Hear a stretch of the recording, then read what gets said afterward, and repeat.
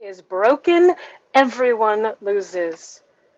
We all have to speak up when injustice happens, no matter what. And Giddens came back and updated and revised with collaborator Michael Abels from Get Out fame. And this new version for 2020 brings together the Metropolitan Opera Chorus and the Nashville Ballet to create this powerful video, Cry No More. Rhiannon writes, now more than ever, art needs to heal and to lead the way to a better place. It's only over if we give up. Beloveds, it's only over if we give up. That song rings true. Her words ring true. Her voice so clear. It's not enough to mourn. It's not enough to weep. That power of anger rising, the rising tide of justice, and it all begins with you. It all begins with us. And this week, as we collectively hold our breath and hold space for the deep grief and trauma, as the trial of the former police officer who ended the life of George Floyd comes to close, bearing witness to 38 testimonies over 11 days now that speak to the deeply entrenched oppression of our time, and we witness again, beloveds, another mass murder, this time leaving 8 dead, from 19 years old to 74 years old. 4 of them were Sikh, S-I-K-H, from the Sikh community. Our hearts go out to our Sikh siblings on this day, the Sikh holy day of Vaiskahi, the New Year celebration. Our Sikh kin who have borne a great share of suffering with continued violence and continued attacks on their community. A quote from the New York Times, although the motive of the gunman is unknown, local leaders said his actions generated fear similar to what many Sikhs have felt after the September 11th attacks, when they were confused and often targeted for being Muslims. And after a 2021 rampage by a white supremacist killed 6 people in a Gurdwara or Sikh temple in Oak Creek, Wisconsin. Beloveds, we bear witness because we can cry no more. We bear witness as people of faith called to respond to life and continue to interrogate how we are in the world as a defiant act of resistance, in solidarity and with a courageous, liberatory love, when too often we are nudged to minimize and forget the pain and suffering of this world. In this sacred space, a few weeks ago, we explored how perfectionism and self-doubt, remember that perfectionism and self-doubt are boulders towards transformation, as we strive for renewal, for rebirth, as a time of the seeds in the earth. We meditated on Valerie Carr's Charge of Our Time. Is this the darkness of the womb or the darkness of the tomb? And last week, Kirk Freeman shared a powerful exploration that named the power of language and how it frames our interactions and our worldview, with subtle acts of exclusion and how it frames our interactions from subtle acts of exclusion that arise from privileged identities and cause harm to others we claim to hold dear. In following this metaphor of the tree of life, this speaks to a sapling, a tender growing tree as we water and tend to the growth that comes from insight and asking those holy, hard questions. This week we return to this sacred space together, this pushing back from the external pressures to find depths in further reflection.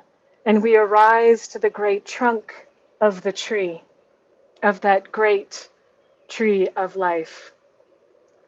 Author Robert Hensel wrote, "If my body were a tree trunk, the rings would surely reveal the time it has had to mature."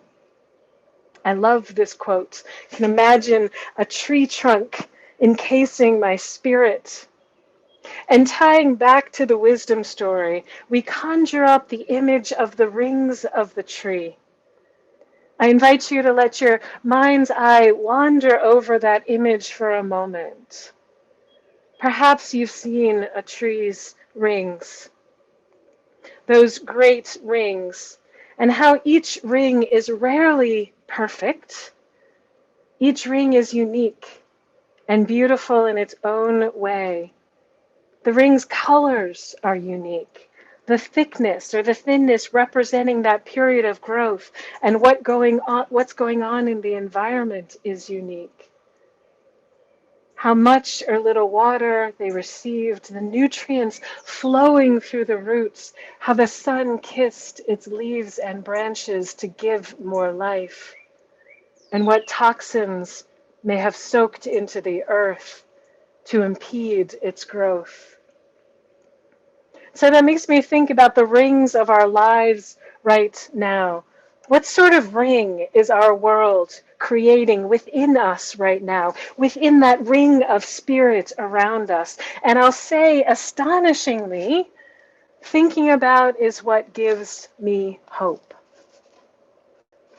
We are awakening to the realization that racism and sexism and xenophobia and all forms of intersectional oppression have fed the narrative of individual exceptionalism and Western dominance and colonialism for far too long. We are awakening to the realization that our ways of being for generations have given rise to the environmental crisis of our time as the earth groans underneath our weight. We are awakening to the realization that gun violence comes too easily and too often to our communities at the hands of domestic terrorists hell-bent on fomenting fear and breaking our will. Buddhist teacher Reverend Agil Kyojo Williams speaks of these realizations. Reverend Angel says, "There's something dying in our society, in our culture. There's something dying in us individually. And what is dying, I think, is the willingness to be in denial. And that is extraordinary. It's always been happening. And when it happens in us often enough, in such a short period of time at the same time, then you have a tipping point and the culture begins to shift. And then what I feel like people are at now is a no, bring it on. I have to face it. We have to face it." Reverend Angel names that what is dying in this ring of our time is our willingness to be in denial. And that's extraordinary. That's what gives me hope. It's extraordinary because that is how our culture begins to shift. And it starts with a great reckoning, pulling us closer together of how we conceive of ourselves, how we love, how we forgive, how we ask for forgiveness, how we extend compassion, how we pause to reflect. And there's a great Buddha story that speaks to this. Imagine a horse suddenly comes galloping quickly down the road. It seems as though the rider has somewhere very important to go. A passerby alongside the road shouts out, "Where are you going?" And the rider on the horse responds, "I don't know, ask the horse." I don't know. Ask the horse. The rider is passively going along with this fast clip of the horse. The horse is blazing the trail, not the rider. Who is leading in this time? The horse or us? So, my sweet loves, let me get really real for a second here, bringing this down into our hearts and our spirits. Let's talk about that horse for a moment. Reverend Angel talked about the denial of our time and how we are practicing to refuse to be in denial. And there are two impediments that keep us clouded and fogged in denial, keep us on that horse far too long and often: reactivity and the tyranny of the shoulds. Perhaps you're familiar with those. Both of these are what keep us on that horse and keep the horse and not the rider blazing down that road. Reactivity are those automatic responses that arise from fear, anger, and resentment, based on the stories we tell ourselves, based on previous wounds and experiences. When we feel hurt, angry, or stressed, we tend to react impulsively. Our emotions and defenses are driving our behaviors. Our perception of a situation is flooded with those emotional charges that prevent our ability to perceive a situation differently, perhaps for what it is. It is often an unconscious form of self-preservation, the what about me-ism that impairs listening and understanding and keeps us stuck on that horse. And the tyranny of the shoulds. I feel that creeping up my spine sometimes, the tyranny of the shoulds. And it comes up all the time for ourselves, in our relationships, and in society, our world overall. The tyranny of the shoulds are those ironclad rules about how we and other people ought to be and act. Psychologist Diane Hancock writes, "We feel we have to, we must, we need, or ought to do these things out of duty, obligation, or compulsion, never bothering to question our actions because that's the way it's always been." Some of the most common shoulds are, I should be able to find a quick and easy solution to every problem. I should always be at peak efficiency. I should never be tired or need to rest or get sick. I should be totally self-reliant. I should never make mistakes or appear to be vulnerable. I should always be happy and serene, even during hardships. And I should know, understand, and foresee everything. And we also place these clear-cut imperatives that cut deep to the bone onto others. We so often judge their actions and get annoyed when others don't act right. Our inner voice exclaims, they should know the rules and they should follow them. And this form of demandingness often leads to feelings of anger. How dare you? Leads to feelings of guilt tripping. You should know better. Leads to jealousy, hurt, and self-pity. Excuse me. Jealousy, hurt, and self-pity. How could they have done that to me? Whew. Well, I know I'm feeling called in right now. Perhaps you are as well. Those shoulds hit in a tender place because those are the lies that keep us quagmired in our own stories. And more broadly, American exceptionalism and toxic individualism. Stuck in reactivity, and further from connection. The farther we are from connection, true and authentic connection, the more we suffer and the more we cause others to suffer. So it's that reactivity, those tyranny of the shoulds that are impediments to us on our spiritual journey, the potential depths of our spiritual lives as we live into this ring of being. And to draw that arc just a little bit wider, all of this informs our justice work as an expression of our faith, our thirst for collective liberation.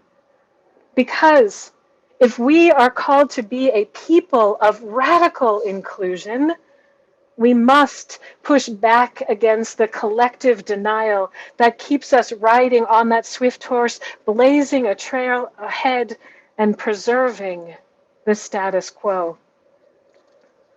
Our shared Unitarian Universalist principles call in and lift up for us the interdependent web of existence, of all of existence, of which we are a part, as sacred.